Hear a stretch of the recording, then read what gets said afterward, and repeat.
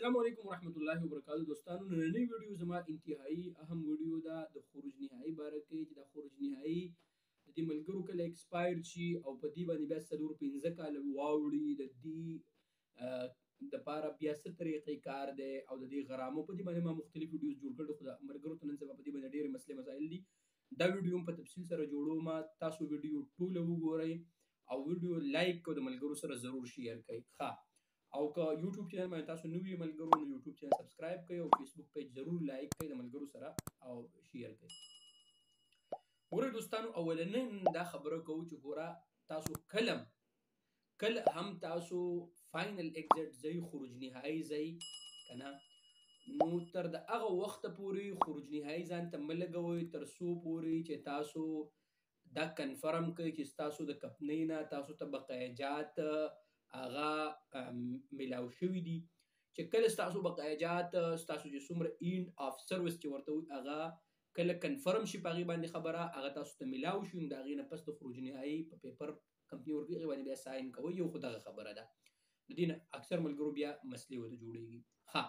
اوس ګورئ دوستانو چې کله کمپنۍ تاسو ته خروج نهایي ولګوي که نه یا ستاسو کفیل تاسو ته خروج نهایي ولګوي نو د خروج نهایي په دې دوران کې تاسو سره شپېته ورځې دي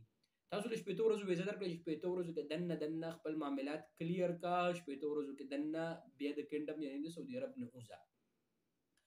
اوس چې د سعودي عرب د دې خروج نهایي یعنې د فاینل ایگزیټ په دې دوران کې ته د ونوتې نو په تا باندې بیا 1000 ریاله غرامه د باندې راله دغه غرامه به اول ډکه کې اقامه دې اول ځل ایکسپایر شوې ده نو 1500 ریاله دویم ځل ایکسپایر شوې ده نو 1000 ریاله غرامه دا به ډکه کې د هغې نه پس به بیا د هغې دپاره د خروج نهایي د کینسلیشن طریقې کار بیا څه دی د هغې دپاره بیا طریقې کار پروسس دا دی چې بیا به د ټولو نه اول به دا غرامې ډکې کړي چې کله غرامې ډکې شوي نو بیا د خروج نهایي دغه دوباره لګولو دپاره یا دوباره نظامي سعودي عرب کې د نظامي اوسېدلو دپاره بیا شرط چې کوم دی هغه بیا ویلډ اقامه پکار دی او خروج نهایي کینسلیشن پکار دی نو اوس به خروج نهایي کینسلیږي څنګه د هغې د ختمولو دپاره طریقې کار دا دی چې د غرامې چې ما کومې یادې کړې اول به دغه غرامې ډکې کړي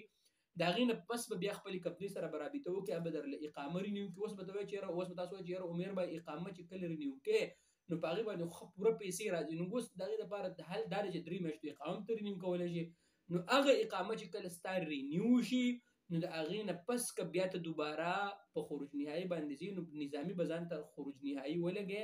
او د هغې نه پس چې کوم دی هغه خروج نهایي چې کله تا ټول بیا ته تللی شي